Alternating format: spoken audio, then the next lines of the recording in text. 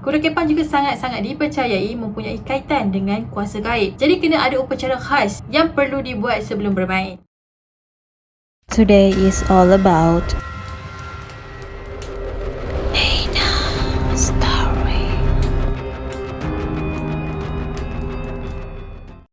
Hey guys, it's me Nina and welcome back to Nina's Story. So hari ni aku nak ceritakan tentang kuda kepang. Sebelum ni aku pernah cerita tentang tarian ulit mayang. So kalau korang nak tengok, korang boleh pergi check dekat channel aku. Ataupun nanti aku akan letak je link dekat atas ni. Biasanya persembahan tradisional ni selalu dikaitkan dengan alam mistik ataupun unsur-unsur alam gaib. Selain kuda kepang dan juga ulit mayang, persembahan wayang kulit juga dikatakan mempunyai unsur-unsur mistik. Tapi hari ni aku nak cerita dulu tentang persembahan kuda kepang dan kenapa dia dikaitkan dengan unsur-unsur mistik. Cerita ni sebenarnya agak panjang tapi aku cuba ringkaskan sebaik yang mungkin lah, supaya video aku ni tak jadi drama pula. So without wasting any time, let's get started.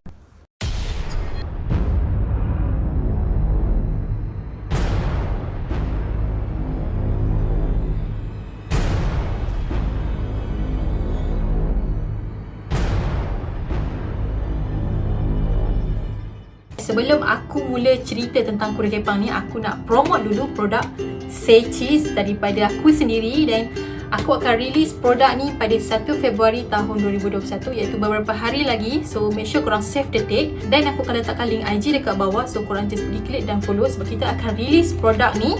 So kita akan buat testimoni. Kita akan ada 2 pieces, iaitu spicy cheese and yang ori cheese lah. Yang ni adalah the ori one. Kalau korang memang cheese lover macam aku, korang boleh dapatkan Say Cheese ni. InsyaAllah korang takkan menyesal. So ini adalah dia. Memang sedap gila. Dan harga satu balang ni hanya RM11 sahaja. So make sure korang pergi follow, dan hari Isnin ni korang kena dapatkan, okay? Sebab stok kita sangat-sangat limited. So first come first serve. So pada korang yang teringin nak jadi korang punya agent ataupun korang punya dropship pun dialu-alukan. So macam mana caranya? Korang kena pergi follow IG aku lah. Link pun dah ada dekat bawah, sebab nanti apa-apa aku akan update dekat sana, okay? So dapatkan Say Cheese. Say what? Say Cheese.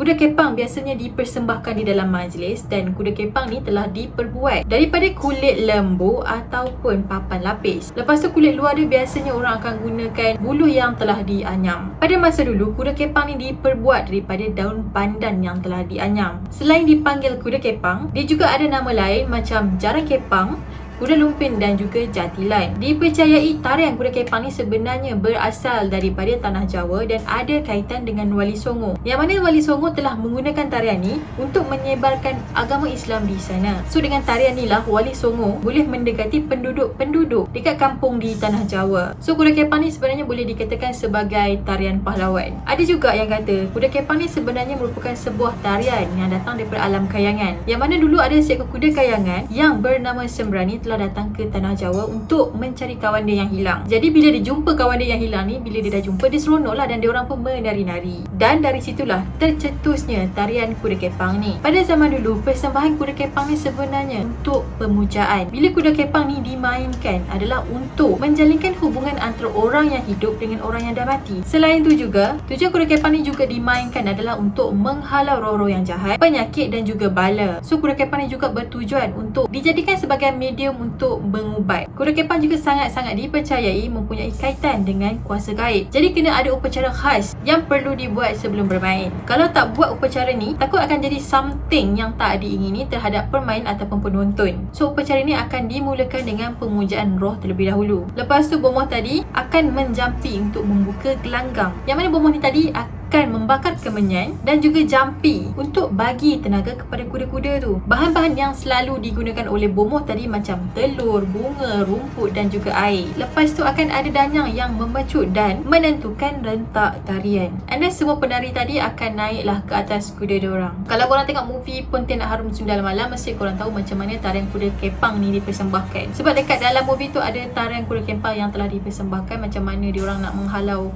roh-roh jahat ataupun pontianak yang mengganggu kampung diorang.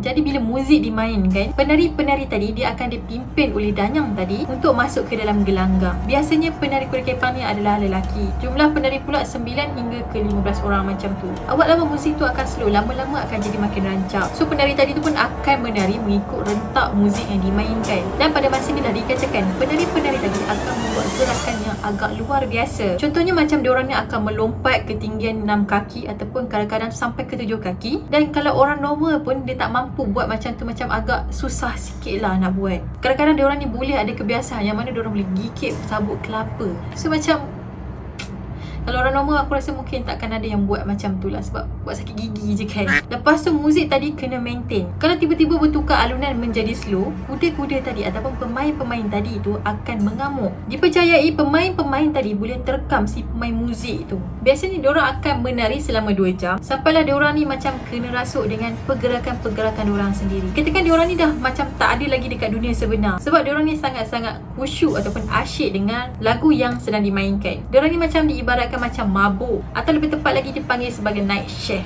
Dalam keadaan diorang night share ni, dikatakan mata diorang ni dah berkilau, tak boleh bercakap dan pergerakan diorang ni sebiji macam kuda. And then kalau keadaan tu macam dah tak terkawal sangat dan keadaan pemain-pemain tu macam agak liar, bomoh tadi akan panggil lah pengawal-pengawal diorang yang cekap ni untuk tangkap dan rebahkan pemain-pemain tadi ke atas tanah. Lepas tu bomoh ni pun akanlah baca jampi-jampi yang tertentu untuk sedarkan balik pemain tadi. Tapi tak semua penari ni yang akan night share, hanya pemain yang tertentu je. Itu pun ditentukan oleh niat pemain tadi. Kalau pemain tadi tu terlalu asyik dengan muzik tu, so memang automatik diorang ni akan night share. Nak pula kalau diorang ni dengar gong dan juga gendang, lagilah diorang ni menjadi-jadi. Dari segi penyimpanan, kalau diorang nak simpan kuda kepang ni pun ada syarat-syarat tertentu, dan diorang tak boleh simpan kuda kepang tu secara sembarangan. Kuda kepang ni kena simpan di tempat yang khusus. Kalau tak, roh kuda kepang tu akan mengamuk dan dia akan rosakkan pertunjukan yang akan datang. And that's why lah kuda kepang ni kena simpan dengan cara yang baik. Bukan setakat nak simpan dia je ada pantang larang. Nak jadi pemain kuda kepang pun ada pantang larang dia juga. Yang mana masa diorang ni tengah bermain kuda kepang, diorang tak boleh tengok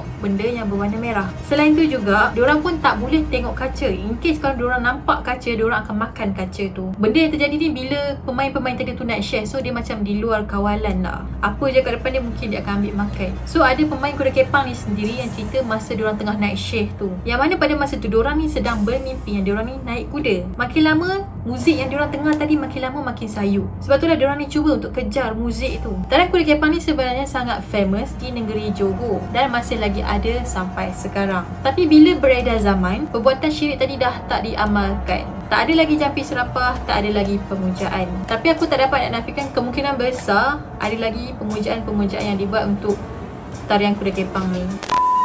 Kuda kepang ni pada zaman sekarang telah dijadikan sebagai sebuah tarian tradisi ataupun tarian warisan seni Johor. So aku nak cerita satu cerita misteri tentang kuda kepang ni yang dialami oleh seorang perempuan. So aku akan gelarkan perempuan ni sebagai Mira. Mira ni telah dapat kerja baru and then dia telah tinggal di rumah mak saudara dia. Satu hari jiran dekat sana tu ada buat majlis perkahwinan. So majlis perkahwinan tu memang dibuat secara besar-besaran, iaitu 3 hari 3 malam. Masa hari ketiga majlis tu, Mira ni tak boleh nak join majlis tu sebab dia kerja. Dia balik rumah pada masa tu pun dah petang. Masa dia sampai kat rumah ni, dia nampak lah ada beberapa orang macam sedang busy buat gelanggang dekat belakang rumah mak saudara dia. Katanya malam tu diorang nak buat persembahan kuda kepang dekat belakang rumah mak saudara dia. Dan malam tu ramailah yang datang ke rumah mak saudara dia tu. Ada penonton, ada penari kuda kepang yang memakai pakaian macam Jawa. Tapi Mira ni dia tak berminat dengan tarian kuda kepang ni. Bagi dia macam boring. So dia pun decide lah untuk tengok TV je pada malam tu. Lepas tu dia terdengar lah bunyi muzik yang rancak and dia ada terbau juga bau-bau kemenyan. So Mira terfikir okay, tarian tu dah bermula sekarang ni. Dan Mira ni pun nak masuk lah ke dalam bilik dia. Tiba-tiba dia dengar bunyi ada pukulan gong. Terus kaki dia macam terpaku dekat lantai. Pada masa tu Mira ni macam dah terbuai-buai dengan alunan muzik yang datang daripada luar rumah tu. Dia rasa masa tu dia macam dah ada dekat alam lain. Mira ni memang dah tak boleh dah kontrol diri dia. Lepas tu dia mulalah baca surah-surah and then dia okay balik. Tapi dia mula rasa excited untuk pergi tengok persembahan kuda kepang tu pula. Padahal tadi dia rasa boring, dia tak nak tengok. Dia pun pergilah bersiap-siap. Dia pakai baju kebaya nyonya pendek dengan berkain batik Jawa. Lepas tu dia sanggur rambut dia dan dia klip dengan menggunakan klip bunga yang besar tu. So dia pakai masa tu memang nampak macam agak klasik dan Melayu tradisional macam tu. Lepas dia siap-siap, dia pun pergilah dekat gelanggang tadi. Masa dekat gelanggang tu, ada seorang pemain ni ataupun kuda tu duduk jauh daripada gelanggang tu. Dan pemain tadi tu tengah rakus makan bunga dekat rumah jiran diorang. And then penari tu nampak Mira dekat situ. Dia terus ambil bunga tadi dan dia datang dekat Mira. Tapi belum sempat pemain tu sampai dekat Mira, pemain tadi tu dihalang oleh Danyang dekat situ. Lepas tu pemain ni macam nak pergi juga dekat Mira, and then dia rempuh Danyang tu. Dan kalau korang dah tahu, pemain-pemain tadi pun turut memberi laluan kepada pemain tadi tu untuk pergi dekat Mira. Maksudnya dia tolong pemain tadi tu supaya Danyang tadi tu tak halang. Jadi bila pemain tu dekat depan Mira, dia pun bagilah bunga tadi tu dekat Mira. Dan Mira ni kata suara pemain tadi tu dia mendengus sebiji macam kuda. Dan Mira ni kata masa tu dia memang tak dengar apa-apa suara melainkan muzik tadi je. Suara orang ke, suara penonton ke, suara siapa dia tak dengar. Dengar bunyi suara muzik sahaja. Dan dia rasa memang dia dah ada kat alam lain dan bukan dekat dunia yang nyata. Tiba-tiba bahu dia kena tepuk daripada belakang dan pada masa tu dia baru tersedar. Setiap pada hari tu dia pun tertanya-tanya kenapa pemain tadi tu bagi bunga dekat dia, sedangkan pemain tu tengah naik share. Dia pula macam kena terpukau lepas dia dengar bunyi muzik daripada tarian kuda kepang tu. Okay guys, kepada orang Johor, aku nak tahu korang yang pernah terlibat dengan tarian kuda kepang ni ataupun pernah pergi tengok tarian kuda kepang ni. Aku nak korang komen pengalaman korang, in case korang pernah tengok benda-benda yang agak mistik, yang agak aneh semasa tarian kuda kepang tu bermain ataupun tengah berlangsung. So korang ada nampak benda-benda yang pelik kat situ, please komen di bawah, sebab aku memang nak tahu sangat-sangat, sebab aku memang tak pernah tengok tarian kuda kepang melainkan dalam movie je. Dan kepada korang yang pernah terlibat dengan kuda kepang ataupun korang sendiri yang jadi pemain kuda kepang tu, aku nak korang komen pengalaman korang kat bawah, okay? And yeah, that's it for today. Dan aku harap korang suka dengan video aku. Pada korang yang belum lagi subscribe channel ni, jangan lupa untuk subscribe di bawah, turn on notification, like, comment dan share. Dan kita akan jumpa lagi pada video yang akan datang.